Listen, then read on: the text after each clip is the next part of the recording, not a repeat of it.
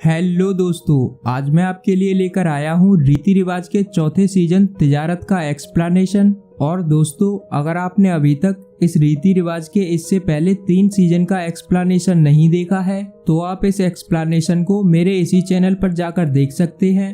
और इस एक्सप्लेनेशन को शुरू करने से पहले मेरी आपसे एक छोटी रिक्वेस्ट है कि आप मेरे इस चैनल को सब्सक्राइब और वीडियो को लाइक करते हुए मुझे थोड़ा सपोर्ट करने की कोशिश करें।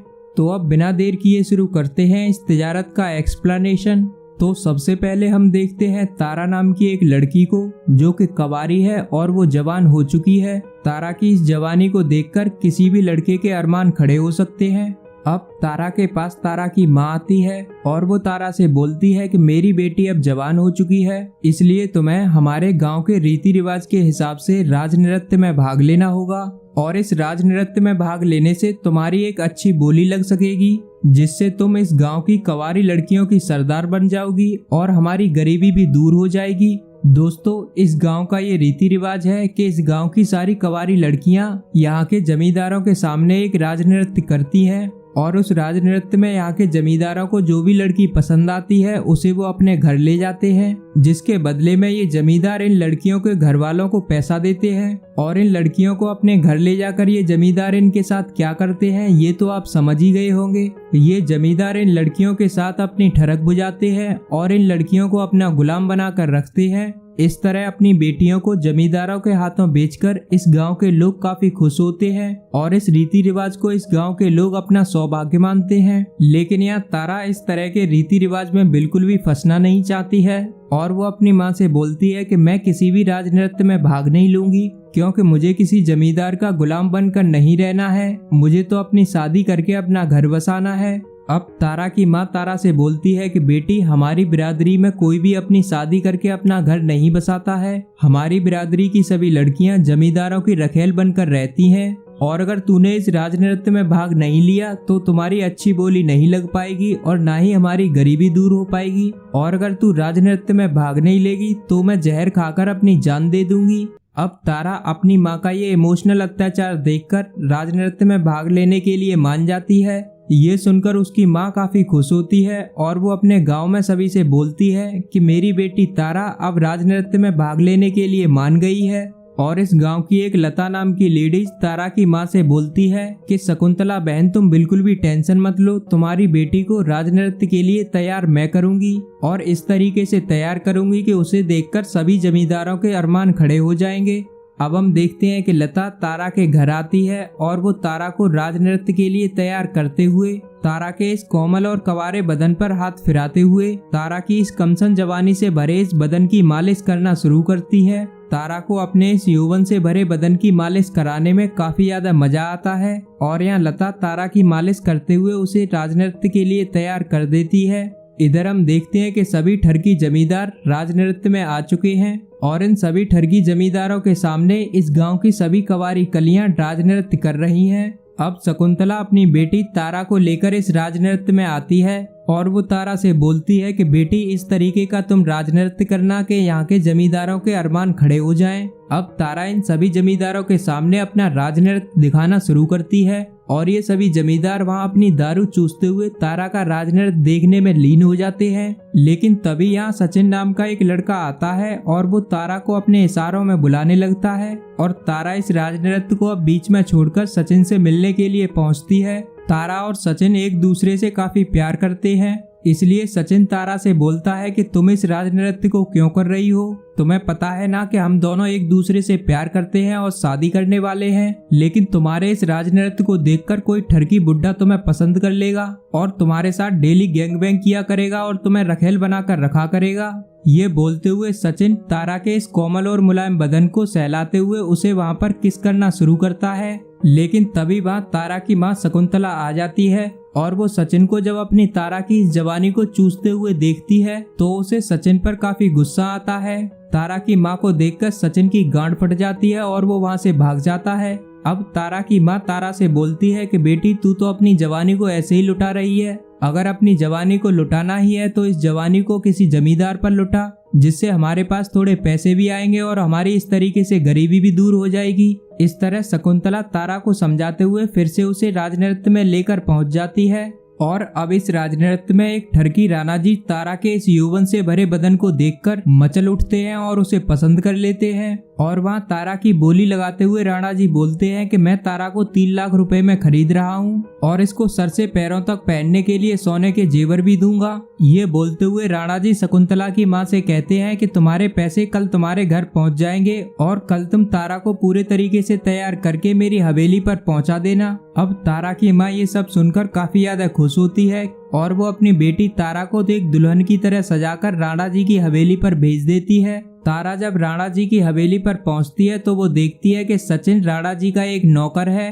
और राणा जी यहाँ तारा को देखकर बोलते हैं कि तुम्हारे जैसी जवान और यौवन से भरी हुई लड़की तो मैंने पहली बार देखी है। ये बोलते हुए राणा जी सचिन से बोलते हैं कि चलो मेरे लिए जल्दी से पैग बनाओ। अब सचिन राणा जी को पैग पर पैग बनाकर देने लगता है। पैग पीते हुए राणा जी नशे में सेट हो जाते हैं और वो सचिन से बोलते हैं कि बेटे अब तुम रूम से बाहर निकलो और हमें और तारा को अकेला छोड़ दो। सचिन रूम के बाहर आकर खड़ा हो जाता है और अंदर राणा जी तारा को अपने बिस्तर पर लिटा लेते हैं और उसके मखमली और कोमल बदन पर हाथ फिराते हुए उसके कपड़े उतारना शुरू करते हैं। लेकिन तारा को यहाँ पर राणा जी के साथ बिल्कुल भी मजा नहीं आ रहा। फिर भी राणा जी तारा के साथ जबरदस्ती करते हुए उसे वहाँ पर पेलना जब शुरू करते हैं। तारा बिल्कुल अब तक सील पैक थी, इसलिए राणा जी के लगाते ही तारा वहाँ पर चिल्ला उठती है और तारा के ये चीखने की आवाज सुनकर सचिन का बाहर खड़ा हो जाता है। लेकिन उसे काफी ज्यादा बुरा लगता है कि उसकी आंखों के सामने ही उसकी गर्लफ्रेंड की जवानी को चूसा जा रहा है, लेकिन फिर भी सचिन कुछ भी नहीं कर सकता। अब राणा जी तारा के अंदर अपना पानी हिलाने के बाद सचिन को रूम के अंदर बुलाते हैं और वो सचिन से बोलते हैं कि बेटा मेरे लिए पैग बनाओ। पैग बनाते हुए सचिन राणा जी के पैग में वहाँ पर भांग डाल देता है, जिसे पीकर राणा जी को अपनी गांड तक का होश नहीं रहता और वो वहीं पर ढेर हो जाते हैं। और अब सचिन वहाँ पर तारा से बोलता है कि तू इस तरीके से कब तक घुट घुट कर जिएगी, चल हम दोनों यहाँ से भाग चलते हैं और मैं तुझे लेकर मुंबई जाऊंगा। वहाँ चल के हम दोनों शादी करेंगे और एक दूसरे के साथ मस्त तरीके से लाइफ बिताएंगे। ये सुनकर तारा को सब कुछ समझ में आ जाता है। अब तारा यहाँ से सीधी अपने घर पहुँचती है और घर पहुँचकर राणा जी के दिए हुए सारे जेवर लेकर वो सचिन के साथ मुंबई आ जाती है। अब मुंबई आकर सचिन तारा को लेकर एक धर्मशाला में पहुंच जाता है और वो तारा की मांग भरते हुए उससे बोलता है कि अब हम तुम आज से एक दूसरे के पति और पत्नी हो गए हैं। अब सचिन तारा के साथ वहाँ स्वागरात मनाने के लिए उसे बिस्तर पर लिटा लेता है और वो धीरे धीरे एक एक करके जब उसके कपड़े उतारना वहाँ शुरू करता है तो देखता है कि तारा को वहाँ काफी मजा आ रहा है और उसने अपने यौवन की गर्मी को छोड़ना शुरू कर दिया है और तारा अब पूरे तरीके से गर्म हो चुकी है। ये देखकर सचिन तारा के अंदर टिकाते हुए उसके साथ जब वहाँ गपागप करना शुरू करता है तो तारा वहाँ पर अपने यौवन की गर्मी को छोड़ते हुए लंबी लंबी आहें भरने लगती है और इस तरह सचिन वहाँ उसकी सारी सीलें तोड़ते हुए उसे परम सुख की प्राप्ति दिलाना शुरू करता है। तभी हम देखते हैं कि एक आदमी इनके रूम के गेट पर आता है और वो सचिन को जोर जोर से आवाजें लगाते हुए बोलता है कि जल्दी से रूम का गेट खोलो वरना मैं रूम के अंदर आ जाऊंगा। ये सुनकर तारा वहाँ काफी डर जाती है और सचिन जब इस गेट को खोलकर देखता है तो गेट पर उसे 2 आदमी खड़े हुए दिखाई देते हैं और वो सचिन से बोलते हैं कि मुझसे कर्जा लिए हुए तुझे कितना टाइम हो गया, तू कब मेरा कर्जा वापस करेगा। ये बोलते हुए ये दोनों आदमी वहाँ रखे तारा के सारे गहने ले जाते हुए सचिन से बोलते हैं कि इन गहनों से भी मेरा कर्जा अभी पूरा नहीं हुआ है और ये तेरे साथ जो लेडीज है इसे लेकर मेरे क्लब में आना, क्योंकि ये लेडीज मेरे क्लब में डांस करके तेरा कर्जा उतार पाएगी। ये लो दोस्तों, तारा के तो लग गए लोड़े। अब अगले दिन सचिन तारा को लेकर इस आदमी के क्लब में पहुंचता है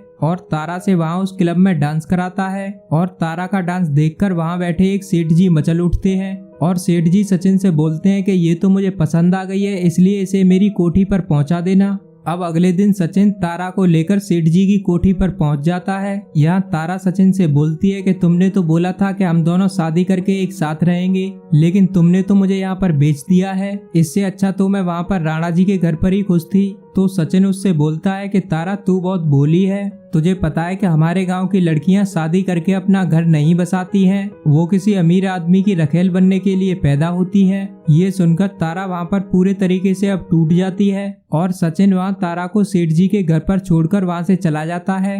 और अब सेठ जी तारा को अपने बेडरूम में ले जाकर उसे बताते हैं कि जिसे तुम अपना पति समझकर यहाँ पर आई हो वो लड़कियों का बहुत बड़ा दलाल है और वो लड़कियों को अपने प्यार में वेला फुसलाकर गांव से लेकर आता है और यहाँ आकर बेच देता है। ये बोलते हुए सेठ जी तारा को वहाँ पर लेटाते हुए तारा के बिना कपड़े उतारे ही उसके साथ वहाँ गपागप करना शुरू करते हैं। और इधर हम देखते हैं कि सचिन तारा की माँ के पास पहुंचता है तो सचिन को देखकर तारा की माँ उससे बोलती है कि तू मेरी बेटी को कहाँ ले गया है। अब सचिन तारा की माँ को बताते हुए बोलता है कि मैंने तुम्हारी बेटी को एक ऐसे रईस के यहाँ पर बेचा है जो राणा जी जैसे 10 लोगों को खरीद सकता है। अगर तुम्हें मेरी बात का भरोसा नहीं है तो तुम मेरे साथ मुंबई चलकर देख सकती हो। ये बोलते हुए सचिन तारा की माँ शकुंतला को लेकर मुंबई आ जाता है और शकुंतला यहाँ सेठ जी की कोठी को देखकर पागल हो जाती है और वो सचिन से बोलती है कि तूने तो ये बहुत अच्छा किया जो मेरी बेटी को इतने रईस घर में बेच दिया है। तभी शकुंतला के सामने सेठ जी आ जाते हैं और शकुंतला सेठ जी के पैर पकड़ते हुए बोलती है कि सेठ जी मुझे बचा लो, क्योंकि पहले जब हमने तारा को राणा जी के यहाँ पर बेचा था तो उन्होंने हमें कुछ गहने और पैसे दिए थे, लेकिन अब तो राणा जी के पास ना तो तारा है और ना ही हमने उनके गहने और पैसे वापस कर पाए हैं। इसलिए राणा जी ने हमें 2 दिन का टाइम दिया है कि अगर हमने तारा को उनके पास नहीं पहुँचाया या हमने उनके पैसे वापस नहीं किए तो वो हमें मार देंगे। ये सुनकर सेठ जी शकुंतला से बोलते हैं कि तारा तो हमें पसंद आ गई है और तारा को तो हम वापस नहीं जाने देंगे, और रही बात राणा जी की तो राणा जी का जितना तुम पर कर्जा है वो हम वापस करा देंगे और तुम्हें भी हर महीने 10,000 रुपए खर्चे पानी के लिए पहुँचते रहा करेंगे। ये सुनकर शकुंतला काफी खुश होते हुए सेठ जी से बोलती है कि सेठ जी तुम्हारे इस एहसान की वजह से मेरी तारा हमेशा तुम्हारी रखेल बनकर रहेगी। और इसी के साथ इस रीति रिवाज के तिजारत का एक्सप्लेनेशन पूरा होता है। तो दोस्तों मैं आपसे एक बात कहना चाहूंगा कि आप मेरे इस तरह के एक्सप्लेनेशन को देखकर मजे तो काफी ले लेते हैं, लेकिन आप मेरे इस चैनल को सब्सक्राइब नहीं करते हैं। आपकी ये गलत बात है। आपको मेरे इस चैनल को सब्सक्राइब करते हुए मुझे थोड़ा सपोर्ट करना चाहिए। अगर आप मुझे बिल्कुल भी सपोर्ट नहीं करेंगे तो मैं इस तरीके की वीडियो बनाना बंद कर दूंगा। तो जाने से पहले इस वीडियो को लाइक और चैनल को सब्सक्राइब करना ना भूलें। और अब मिलते हैं इस रीति रिवाज के 5वें सीजन के एक्सप्लेनेशन के साथ। तब तक अपना ख्याल रखें और सभी लोग सुरक्षित रहें।